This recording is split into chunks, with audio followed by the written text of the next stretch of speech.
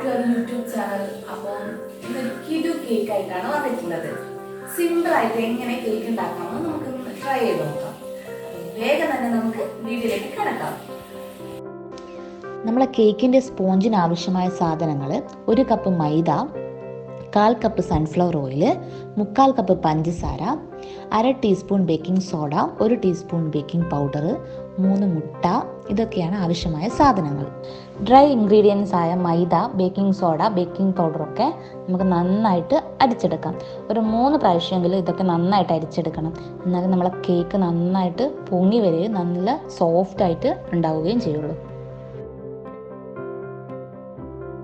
ഇനി നമുക്ക് മുട്ട ബീറ്റ് ചെയ്തെടുക്കാം. ഞാനിപ്പോൾ 3 മുട്ടയാണ് ഇവിടെ എടുത്തിരിക്കുന്നത്. ഇതൊരു ഡ്രൈ ആയിട്ടുള്ള ബൗളിലേക്ക് ഒഴിച്ച് 1 ടീസ്പൂൺ വാനില എസൻസ് കൂടി ഒഴിച്ചതിന് ശേഷം നന്നായിട്ട് ബീറ്റ് ചെയ്തിട്ട് എടുക്കുക. മുട്ട നന്നായി ബീറ്റ് ചെയ്തതിന് ശേഷം നമുക്കിതിലേക്ക് 1/4 കപ്പ് സൺഫ്ലവർ ഓയിൽ ആഡ് ചെയ്യാം.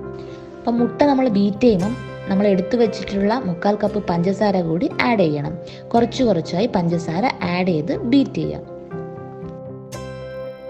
അടുത്ത പരിപാടി, നമ്മളെ ഡ്രൈ ഇൻഗ്രീഡിയൻസ് കുറച്ചായി നമ്മുടെ ഈ മുട്ടയുടെ മിക്സിലേക്ക് ചേർത്ത് കൊടുക്കാം.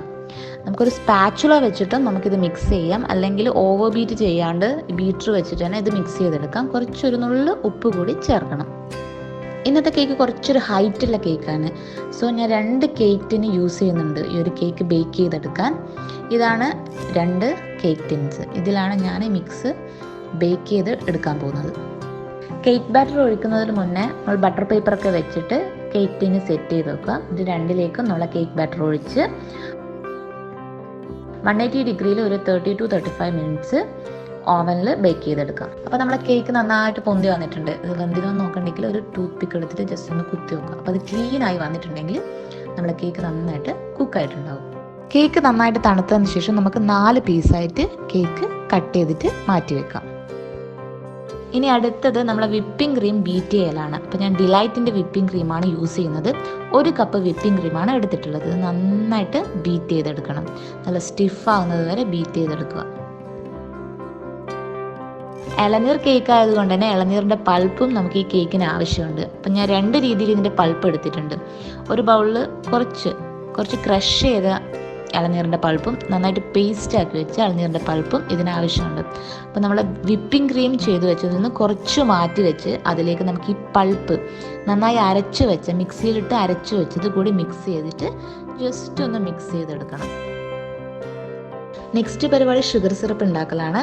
അപ്പോൾ ഇന്നത്തെ ഷുഗർ സിറപ്പ് കുറച്ചൊരു സ്പെഷ്യലാണ്. അപ്പോൾ ഇളനീറിൻ്റെ വെള്ളവും മിൽക്ക് മെയ്ഡും മിക്സ് ചെയ്തിട്ടുള്ള ഒരു സ്പെഷ്യൽ ഷുഗർ സിറപ്പാണ് നമ്മൾ കേക്കിൻ്റെ സ്പോഞ്ചിന് മേലെ യൂസ് ചെയ്യുന്നത്. അതുകൊണ്ട് തന്നെ കേക്ക് നല്ല ടേസ്റ്റി ആയിരിക്കും. അടുത്ത നമ്മൾ കേക്ക് ബോർഡ് വെച്ച് അതിൽ കുറച്ചൊരു ക്രീം തേച്ച് കൊടുത്ത് ഫസ്റ്റ് ലെയർ കേക്ക് വെച്ച് കൊടുക്കാം. അതിലേക്ക് നമ്മൾ ഉണ്ടാക്കി വെച്ച സിറപ്പ് ഒഴിച്ച് നന്നായിട്ട് വെറ്റ് ചെയ്ത് കൊടുക്കുക. നന്നായിട്ട് സ്പോഞ്ച് വെറ്റാക്കി കൊടുക്കുക. അപ്പം നമ്മുടെ സ്പോഞ്ച് നന്നായിട്ട് ഷുഗർ സിറപ്പ് ഒഴിച്ച് നനച്ചിട്ടുണ്ട്. ഇനി നമ്മൾ ഈ ഇളനീർ പൾപ്പും വിപ്പിംഗ് ക്രീമും മിക്സ് ചെയ്തിട്ടുള്ളൊരു മിക്സ് എടുത്ത് വെച്ചിട്ടില്ലേ, അത് കേക്കിൻ്റെ മുകളിൽ കുറച്ചായിട്ട് തേച്ച് കൊടുക്കുക. അതിനുശേഷം നമ്മൾ ക്രഷ് ചെയ്ത് എടുത്ത് വെച്ചിട്ടുള്ള ഇളനീർ പൾപ്പില്ലേ, അതും കുറച്ചെടുത്ത് അതിൻ്റെ മുകളിൽ ഇട്ട് കൊടുക്കുക. അപ്പോൾ നമുക്ക് കടിക്കാൻ കിട്ടും. അപ്പോൾ നല്ലൊരു ടേസ്റ്റ് ആയിരിക്കും ഇളനീർ കടിക്കാൻ കിട്ടുമ്പോൾ. അതിനുശേഷം ഞാൻ കുറച്ച് മിൽക്ക് മെയ്ഡ് ഇതിൻ്റെ മുകളിൽ ചേർത്ത് കൊടുക്കുന്നുണ്ട്. ഇത് നിർബന്ധമൊന്നുമില്ല, മിൽക്ക് മെയ്ഡ് ചേർത്താൽ കുറച്ചുകൂടി ടേസ്റ്റ് ഉണ്ടാകും. 4 ലെയറിലും നമുക്ക് ഈ ഒരു പ്രോസസ്സ് തന്നെ ചെയ്തെടുത്ത് കേക്ക് ഒന്ന് സെറ്റാക്കി എടുക്കാം. 4 ലെയർ നമ്മളങ്ങനെ ചെയ്തെടുത്തിട്ടുണ്ട്. ഇനി അടുത്ത് നമുക്ക് പുറത്ത് ഫുള്ളും ക്രീം തേച്ചിട്ട് സെറ്റാക്കി എടുക്കാം. നമ്മളെ കേക്കൊക്കെ ഓൾമോസ്റ്റ് റെഡിയായി വരുന്നുണ്ട്. ഫുള്ള് നമ്മൾ ക്രീമൊക്കെ തേച്ച് ലെവൽ ചെയ്ത് ഏകദേശം കേക്കിൻ്റെ ഒരു രൂപത്തിലായി വന്നിട്ടുണ്ട്. ഇതിനൊരു 1/2 മണിക്കൂർ അല്ലെ 1 മണിക്കൂർ ഒന്ന് ഫ്രിഡ്ജിലൊന്ന് തണുക്കാൻ വെക്കണം. ഇനി ഇതിന് സിമ്പിളായിട്ടുള്ളൊരു ഡെക്കറേഷൻ കൂടി ചെയ്യണം. അപ്പോൾ നേരത്തെ ഞാൻ കുറച്ചൊരു വിപ്പിംഗ് ക്രീം എടുത്ത് വെച്ചിട്ടുണ്ട്. അതിലൊരു ഗ്രീൻ കളർ ഫുഡ് കളർ ചേർത്തിട്ടൊന്ന് മിക്സ് ചെയ്തെടുക്കാം. എന്നിട്ടൊരു പൈപ്പിംഗ് ബാഗിലിട്ടിട്ട് ചെറിയൊരു ഡിസൈൻ ചെയ്ത് കൊടുക്കാം. സിമ്പിളായിട്ടുള്ളൊരു ഡിസൈൻ. പിന്നെ അതിനുശേഷം ഞാനൊരു ഫ്ലവർ കൂടി അതിന് മേലെ വെക്കുന്നുണ്ട്. നമ്മളെ കേക്ക് റെഡി ആയിട്ടുണ്ട്. അടിപൊളിയല്ലേ? നമ്മൾ സിമ്പിളായിട്ട് ആർക്ക് വേണമെങ്കിലും തയ്യാറാക്കാൻ പറ്റുന്ന ഒരു കേക്കാണിത്. അപ്പോൾ എല്ലാവരും ഇത് ട്രൈ ചെയ്ത് നോക്കണം.